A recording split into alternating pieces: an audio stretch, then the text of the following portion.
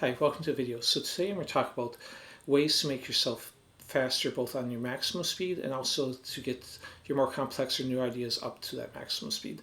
And the area I'm going to cover is what speed you should practice. A lot of people I see will advocate or criticize playing slow in order to develop speed. But slow practice won't make you faster unless you do it correctly. It has its purpose.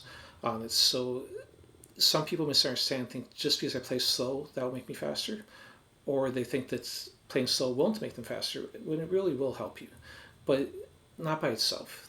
There's four different speeds I'm going to advocate for. Each one has their own purpose, and if you do all four, you will get faster.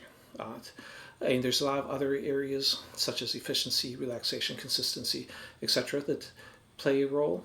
I already did a video covering all these areas. They will link up in the corner. The reason why I'm doing this video then is because since I was covering so many ideas, I didn't get to go into very much depth on it. So I'm going to do a series of videos discussing just a single issue on it. Okay, so let's talk about this. What speeds to practice. So the primary speed you should practice, I'm going to break it down to super slow, slow, fast, which is kind of your normal fast, and maximum speed. Of course, if you're playing a song, you can play whatever the song requires. But if you're trying to build your speed, building your maximum speed, you're playing maybe an exercise, a scale, like whatever it is that you're working on, and you try to get that faster, then we're going to run through all four of those speeds. The main one you're going to practice is your fast speed, or maybe called normal fast, which is the speed that you can play comfortably. It pushes you a little bit, but you can still play it without too many errors. If you're making a lot of mistakes at that speed, then it's too fast. This should be a speed, whatever it is, and it doesn't matter if I'm playing the key of C major in the A minor scale. It doesn't matter if my fast speed is, or it's all comes down to what's fast for you, and there's not right or wrong. It will be determined by if you set a metronome, and I would recommend using a metronome. It's at least sometimes to see how fast you can play it and keep you in time. If you set that and play along with it, whether it's chord notes, eighth notes, 16th notes, triplets, 32nd notes, whatever, and you get to a point where you start making mistakes, go one notch below it. So if at 90 you're making mistakes, go down to 88, 86, somewhere in there. And if you can play that without very many mistakes, doesn't mean you don't ever make a mistake, but you're not doing them, 50% of the time, 60% of the time, making mistakes. Then that's your speed that you're practice most of the time. And that's the speed you're going to try and keep pushing faster.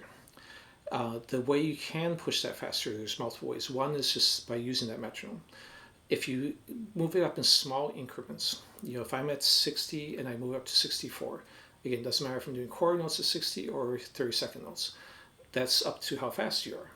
But if I move that up in small increments, you're not even going to notice when you're playing, because if it's 60 beats per minute, would be meaning basically 1 beat per second if I'm doing 60 metronome. So if I move it up 4 points to 64, I'm only adding 1 beat every 15 seconds. So if you're doing, let's say, eighth notes, that means I'm only adding one more note every 7.5 seconds. You're not even going to notice it. But if you stay in time, you are doing that. So you really want those small increments, which you can't really do without a metronome. Because if I just try and think, okay, I'm playing 60, and then we're going to go to 64, but if you can't really even feel the difference, how are you going to know you're still not at 60? So that's why a metronome is important. Okay, so you find the speed you can play accurately without a lot of mistakes. Now, if you start making mistakes on it, of course, like I said, if you're making too many, you're lowered. But let's say you're doing 8 out of 10 correct, 7 out of 10, whatever's that you think is good enough, but really it's not good enough. Then what I would do is I alternate in a slow speed on it. So if I make a couple mistakes in a row on something, whatever it is, maybe I'm playing this A minor scale, and maybe on the shift I hesitate. That's a mistake then, if I'm not playing evenly. So what I'm going to do then is, if I make those, a couple mistakes in 3 tries or something, I'm going to play slow. And when I say slow, I mean significantly slower, like maybe 60% or even 50% of what the original idea I was doing it at. So if I'm playing, maybe I'm going down to, basically you're going to a slow enough speed that you can play it almost 100% without mistake. I mean, yes, you're always going to make a mistake at any speed occasionally, but you're playing it to where you can really think about what you're doing. You can think about, am I doing the picking the way I want to? Am I doing my fingers, the correct fingers, in an efficient way? And all these things, am I getting good note sounds, and, good tone off the note? So you can really listen to yourself and think about, am I doing this correct at that slow speed? Do it a few times at the slow speed, then go back up to that fast speed.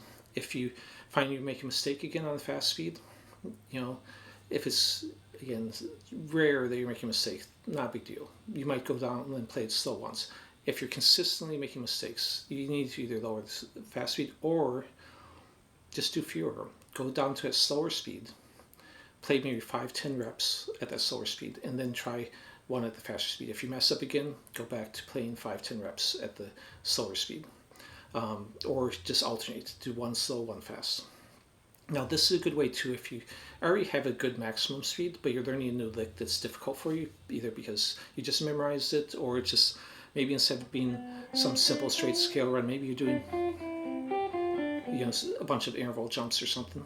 Then practice that at the slow speed primarily until you can do it pretty comfortably, and then occasionally do a fast one. Check yourself if you do it okay. Do a few more fast ones, but then as soon as it starts getting sloppy or slower than you wanted to, go back to and do a few slow ones just to get your technique together. Okay, so now if you're pushing your maximum speed though, we're going to play even slower and we're going to play faster. And if you're doing maximum speed versus a specific lick, do something really simple. We're trying to get your technique better for maximum speed. So it doesn't have to be anything complex. It can be just sitting there here and playing like 5, 7, 8 and just playing ascending like that, and then just playing descending. It doesn't matter. What you're doing is trying to get your picking motion accurate and your fingering accurate. And when I say by accurate, I mean mostly it's efficiency, small motions, relaxed motions, consistent motions on it. So play something simple. Once you get the maximum speed up to where you're happy, you can do more complex ideas.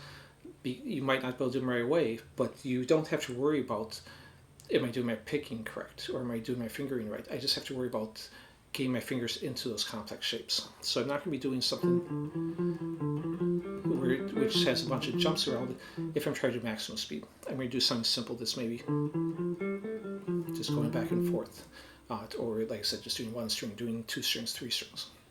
Something simple, maybe just ascending with isolating the shift if that's giving me trouble. Maybe isolating the descending part. I find a lot of students have more trouble going descending. And doing something simple like that, building up the speed, and then going to the more complex things and trying to build up the speed on those. Okay, so super slow, what's the purpose of that? This is way slow. If you're doing this, you're probably doing it too fast. Okay, when I tell people to go this slow, they almost never go slow enough. So if I'm doing this on, again, the A minor scale, I'm basically here, the focus on this is to really make your technique as small as possible. The less distance you have to move, the faster it is. It's not how fast you move your fingers, it's how short a distance you move. Moving a short distance is much faster than moving a long distance. Just like if you run 500 yards and I run 100, I'm probably going to beat you even if I'm not very fast, just because you're running so much further than me. And the more you can make that distance smaller, the less speed you actually need. So the purpose of this is really put your fingers on the position they need to be, then just barely lift them up. Even if you sometimes muffle note by accident because you accidentally touch it because you're too close, at this point, that's okay, because this is just an exercise. And then I'm just going to go really slow. You could go through the whole scale, it doesn't matter. But I'm going to force my fingers to stay low. So a lot of times I'll find that it's going to create some tension because my fingers are I'm consciously making them stay lower than I want, and that they're used to. So it's going to be harder to relax doing this. And that's okay for this exercise because it's just exercise you do occasionally. It's not something you do all the time. That's mostly your fast and slow practice. So again, you're just going right above it. So sometimes you'll even see your fingers kind of shaking a little bit, trying to keep them from doing this and just relaxing and doing what they want to do.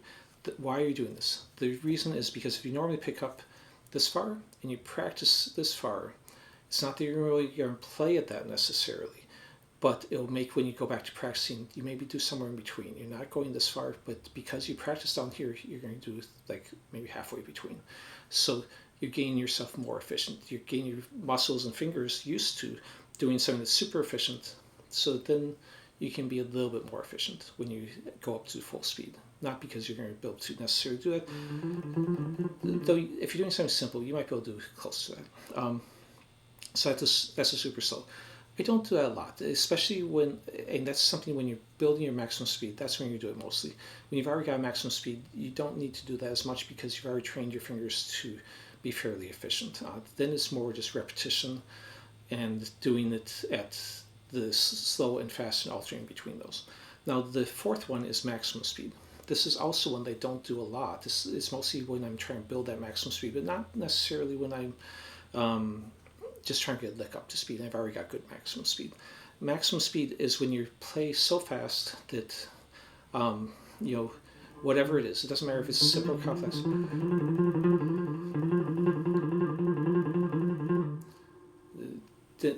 The idea is you play so fast that you start making mistakes. Once your techniques kind of together, it might be hard to force yourself into that, but you keep pushing yourself, even if your technique collapses. So when you're beginner intermediate, that will happen, fairly quickly. The reason why you're letting yourself here make a mistake on the maximum speed is because you make yourself play faster and you've done it before. And really focusing on just being fast, not even worrying that much about being clean, because this is only something you do occasionally as a way to just break that mental barrier. Because a lot of people, when they focus on, I need to have efficient motion, I need to hit the correct note, I need to be consistent, accurate, relaxed, all these things, they get in their own mind and they don't allow themselves to play faster. Because they're afraid of mistakes. So by playing maximum speed as fast as you can move your fingers, basically, that even if it gets sloppy, just like the super slow one, your accurate playing, the fast playing, if it's here and you do your maximum speed that's kind of sloppy up here, then when you go back to your accurate playing, you probably are a little bit faster because your mind now knows I actually can go faster. Now I just have to go faster accurately. So that's more of a test. It's not something you do all the time. It's something that you do occasionally. You see, okay, how fast can I push this? Okay, so I normally do 100 metronome, I did 120 metronome, but you don't even use the metronome on the maximum, but I'm just saying in relation, you're doing that much faster. Then when I go back to playing the 100 metronome, maybe I can do 104, try it a little bit faster and still be accurate. But that's why most of your playing is at the fast and slow, the two middle speeds, not the super slow or maximum, because those are the ones that you're primarily playing accurately. You're playing consistently, and even at the fast one, you're playing mostly without making very many mistakes. And then if you push yourself faster occasionally, that's okay, because you go back to that other one and start playing accurately again. And if you find yourself getting sloppy, you go back to the slow one and start making sure you're accurate. And once you have that maximum speed down, you basically just stay at those. You try your new lick that's complex at your fast speed, not maximum, just your fast one. And if you can't do it, you play it slow for a while. And your slow speed a lot of times will start going together with your fast speed as the lick gets better. So you won't need to play it so slow. Once, if I have some basic idea here, I maybe try it at fast speed and say, okay, it's a little sloppy, so I'm going to go slow. Then maybe I go a little bit faster until I start approaching that. As I'm going a little bit faster, I start getting sloppy, then you go, okay, go and slow back down. Once I can kind of get to that speed that I want to, then you can put with the metronome, make sure that you actually are doing it in time, and you've increased your speed on that lick. Okay, so a lot of other factors, and watch our video, or if I've you can check out if I have other ones in a series out right now. It'll depend on if anyone watches this video to some extent, honestly, when I put the next one on. If you liked it, please like and subscribe, and thanks for watching.